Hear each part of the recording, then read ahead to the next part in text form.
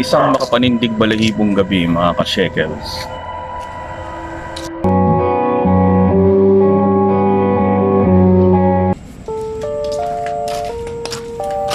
Tingnan tayo.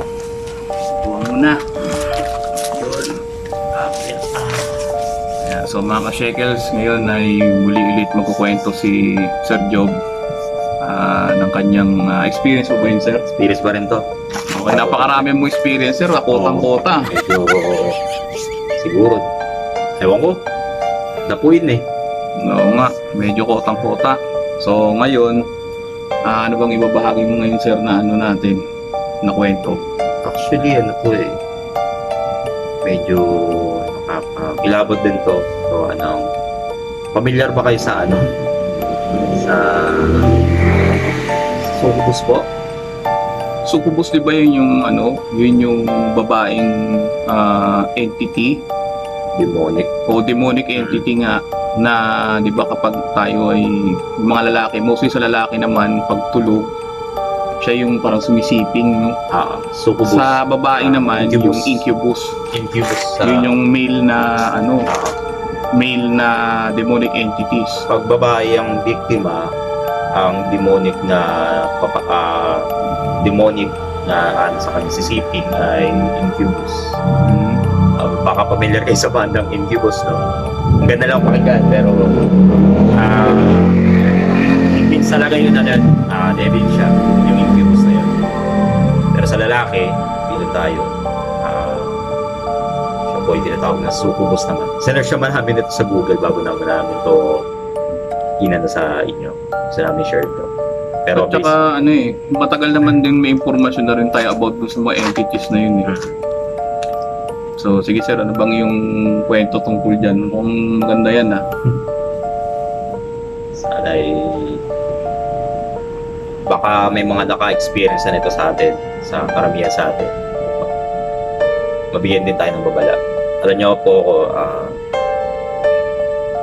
ako'y bago naman ako karoon din ng pamilya, ako'y yung siguro may iwasan na manood ng mga, alam niyo na, mga educational films. Educational film. Pag nakakita tayo ng kung ano pa man. Siguro sasabi ko siguro naging naging pinto para makapasok itong entity na to. Kasi alam mo, itong entity na to is parang lumabas. Mm-hmm. Nung ako'y nagtataka ako tuwing umaga po, bukas ang zipper ko. Ano yun? Kada gising mo? Kada gising ko bukas ang zipper ko. Hindi kaya sir yun? Kaya Hindi dahil lasing ba nanood? ako? Hindi. Lasing ba or Habang nanonood, nakatulog na, mga ganun. wala pa kaming internet. Wala Wala pang internet ng way back ano bang year yan sir? 2000 na yun. 2000 way back in 2008. Wala pa kaming internet po nito. Wala pa wala pang anda ang internet, no? Wala pang pang-budget. Wala pa rin. Pang lang tayo, pang budget meal lang, pang lang tayo. Kasi uso na yung yung Bluetooth. Ipapasa lang yung video to Bluetooth, di ba? Yun yung Ano lang ako punta-punta lang tayo dyan ng mga internet shop para manood lang tayo ng mga educational films. Oops. Suki tayo nun sa mga jiggers Oops. Mga pinapanood na educational films. Yes. So sir, yung nangyayari naman yun sa'yo, mostly araw-araw nga nangyayari. Pero siguro, gawa ng kabataan is mainit nga. pag bata kasi mapusok Mahilig, diba? Siyempre, parang bang pakiramdam? Ano ba? Sarap niyan. Maligayang maramdaman niya, diba? Ano ka sa exploration? At parang curiosity na rin. Curious ka. Ano kaya feeling niya, diba? Naglabasan pang mga scandal. yung mga sikat na artista noon. Mga Mahilig artista ko. man yan. Lodi. Yan, si Lodi Cakes. Lodi cakes yan eh. Yun po. Yun, nahilig tayo sa ganyang mga palabas. Pero nakapagtataka nito is, basta pagising ko, bukas ang zipper. Hindi man ako siguro, hindi man lasing. Marahil, madalas lang ako nagiinom. Pero alam ko naman ginagawa ko pa rin. And then, one time po, siguro hindi ko talaga siya totally naramdaman at naikwento lang sa akin nung pagising na po ito. Kasi po ang higaan namin sa ilalim, sa ibaba. Kami sa baba, lapag, habang yung ate ko po, karelasyon niya dito sa kama. Kami doon sa lapag para presko nga. Nung isang gabing ito, bakit 2008 po, nakita niya po itong nilalang na to na nakapatong sa akin. Isang babae team ko, may team siya. Pero ikaw sir, hindi mo na yun. Hindi ko talaga nararamdaman. O nararamdaman man lang namin kung paano Hindi talaga siya mararamdaman. Hindi talaga siya nararamdaman ng katawan. Atake pala yan sila habang tulog ka. Tulog. Talagang hindi mararamdaman na talagang may sumisiping sa'yo na nilalang. Nakapatong ang babaeng ito at yung karelasyon ko ng ate ko ay nakita niya ito. O ng itsura, kulot po, mahabang buhok, kulot. At ang mata ay nanlilisik pula. So, ibig sabihin sir, ang nakakita pala, yung karelasyon niya Nakakita. Siya ang nagkwento sa akin, kinabukasan. na nakaibabaw sa yung sukubus na Ang sukubos. Nakita niya. Nakita niya ito. At syempre, bilang sa akin, siguro naging babala din sa akin. Upang sa gayon is, siguro mabawasan, mapigilan natin yung ganung pamamaraan natin. Naging na rin sa akin yung experience sa'yo. Upang sa gayon is, karoon din ako ng nun eh. Takot din talaga. About dun sa nilalang na to. At yung gabing yun, hindi na po naulit. Siguro naging way na rin sa akin para mag-pray na rin. Nagpe-pray na rin ako ng gabi. Kasi yung mga sukubus sir, yung pagkakalam ko, umihigop yan ng energy ng tao. Yun parang naalala ko lang nun. Pero pwede nyo i-comment sa ating comment section kung sa inyo, para sa inyo, sa mga na-research din ninyo, kung ano nga ba yung kahulugan ba ng sukubus at kung ano nga ba ang ginagawa ng sukubus sa tao kapag siya ay nakikipag-interact. So, comment nyo lang, mga ka-shekels. So, sir, yun lang sa pagkakaalam ko na ang pagkakaintindi ko nga is yun nga, yung kapag ka siya ay sumisiping sa'yo dahil nga siguro sobrang last sa Siguro katawan, sa tukso at sa pagnanasa. yung tukso ng laman kung tawagin yun, so manifestation Yes. sa kanya nag-manifest yun, may manifestation sa kanya. Siguro na-attract mo sila. Oo, na-attract mo sila. Parang lang yan eh. Siguro para kang nagbigay sila. Ikaw yung isda at sila yung pain. Nagigits po ito. Ito, ikaw isda. Pupunta ka doon sa pain.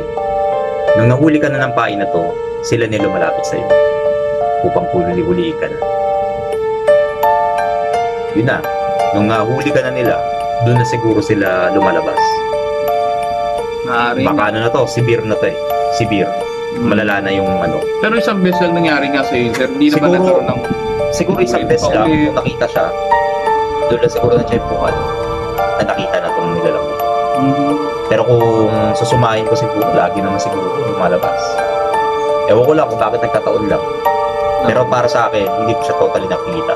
Hindi ko pa siya namimit itong nilalang ko. Basta nakita lang talaga Nakita lang ng ibang tao, gawa ng...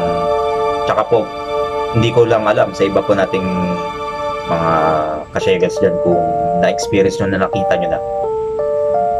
Nakita nyo ba? Kung may nakita na tayong ganyan. O pwede nyo ring ibahagi sa amin yung mga ka-shekels kung may mga experience na ba kayo sa sukubus. Yun, so comment nyo lang po sa ating comment section. Kasi marami akong mga nababasa niyan, na mga article, mga video na napapanood. Meron nga daw yung mga sukubus nga incubus. Pero ang kinakatakot ko dyan is yung baka buhay mo kasi yung pugi. Isa pa yun. Diba? Kasi nga dahil may kasalanan eh. Sabi nga, di ba, ang demons o entities kaya nagmamanifest sa tao. Kasi nga dahil may kasalanan tayo eh. So para bang langaw at basura. Kung nasa ng basura, andun ang langaw. Kaya nangyayari yung mga ganong pinaminan. Pero yun nga, ang sobra ding nahihiwagaan ako is na meron palang gender din yung mga ganong demonyo. Dalawang klase. entities, no? May Dalawang babae at lalaki. Siguro baka nabubuo rin sila dahil nga doon sa sin na ginagawa natin. Pag sa lalaki, syempre, ang iniisip natin, katawan ng babae. Sa babae naman, yung katawan ng lalaki. Siguro kaya ganun. Yun lang ang pagkakaintindi ko. Siguro masasabi ko rin na kaya nilang magpalit-palit pa ng gender. Gawa ng may ibang mga apat ang klase ng gender na hindi sa mundo, diba? Kaya nilang baguhin pa yun upang sa gayon is mahuka pa, mahuli ka nila din. Kung saan ba tayo madalas na nagnanasa, may chance ang gayahin din. Wala namang imposible sa demons eh. Lahat kaya nilang gawin upang tayo ay malinlang at mapeke nila. Siguro kung hindi man ako tumigil sa ginagawa kong ito, may chance ang nakuha na rin ng kaluluwa ko o namatay ako ng napaaga-aga ang pagkamatay ko. Kasi ang demons po, hindi naman kayang kunin ng demons ang kaluluwa natin. Tandaan niyo po, isa lang ang may-ari ng buhay natin. Wala kakayahan ng mga demons sa bawiin ng buhay. Si Jesus, ang Diyos lang, ang may kapangyarihan bumawi ng buhay natin. Subalit, dahil sa kasalanan natin nagiging napapaikli po ang buhay ng tao. O tsaka ang demonyo ang maaaring nagiging dahilan din parang ang tao ay pumanaw. Mostly may mga ganun, di ba, kagaya ng bangungot, sabi nga daw nila sa pancreas daw yun eh. Karoon daw ng mga problema. Mga siyensya. Tapos yun na nga, bigla ka na lang daw nga nawawalan ng buhay. Pero in spiritually, marahil siguro, may mga ano rin sila sir, may mga epekto din. Sa mga ganun na apparition ng demons. Kahit nga yung mga pagkasamon din ng demons, hindi rin maganda yun. Kaya nga nung may mga nakakausap din ako na mga nagsasabi rin sa akin na kailangan daw maglagay daw ako ng mga content daw na nagsasamon ng spirit. Hindi ko nga ginagawa kasi nga labag yun eh. Labag yun sa tayo kahit sa batas ng Biblia eh. Siyempre, kailangan natin sumunod dun eh. Basta ang akin lang, gusto ko lang na makita lang, ipakita natin sa ating mga ka-shekels yung talagang kung may totoo ba talagang may nakikita tayong multo, kung may mga nararamdaman ba tayong talagang entities na paparating sa atin. Kasi nga sa panahon ngayon, lalo na ang teknolohiya natin eh sobrang taas na ngayon, ang antas, eh pwede nang dayain lahat yan, pekein lahat. tayo ng pekein. Kaya nga nagsisikap tayo na maalam natin at mapag-aralan pa kung yung talagang totoo lang, as in mga role lang. Kaya so maganda nga yung kwento mo sir, yun nga ang isa sa mga nakakatakot din yun kasi imagine mo kung tulog ka, di ba? Tapos pagdilat ng mata mo, nandoon na pala sa'yo, nakaharap na. Hindi natin alam, hindi ko alam kung di man ako tumigil sa ginagawa ko. May chance baka yun, kaharap mo na eh. Bago, kung hindi na ako magising, di ba? Oo. Or tuluyan na akong bangungutin ng araw na yung gabi yun. Which is sobrang delikado talaga. Pati nga yung amoy ng background natin, delikado na yung amoy. Panganib, sabi nga niya. Iba yung amoy eh. Parang may ano ata dito eh. May jackpot ata ng aso. Pero pwede na to. Ano muna kasi kami ng mga ka-shekels eh. Pangmasa lang kami muna ngayon eh. Pasensya na kayo sa aming mga background. Ano muna kami ngayon eh. Pangmasa muna. Budget meal ba? Wala tayong mga mamahaling equipment pa eh. Tsaga-tsaga muna. Bango eh. Naamoy ko eh. Amoy embutido. Tsaga-tsaga hanggang nilagay mabanis. Yan. Ang gandang kasabihan. So, salamat sir sa experience. So, baka meron ka pang ihahabol na dun sa nangyari sa Sucubus na yun. Wala naman so far dun sa bahay namin. Dun sa dating tinitira namin. Baka next episode natin siguro. May kapatid ako na willing naman siguro mag-share din experience niya dun sa bahay. Sa isang bahay. So, yun. At maraming salamat sa inyo mga ka-shekels. Hanggang sa dulo ng video ito ay nakaabot kayo. So huwag niyo kalimutang i-like, i-share and subscribe ang aking YouTube channel. Muli, ito po si Boy Patatas. Talasan natin at mga paningin at lawakan ang ating isip at buksan ang ating mga tenga. Isang malahalimaw na gabi sa ating lahat at isang makapanandig balahibong gabi, mga ka-shekels.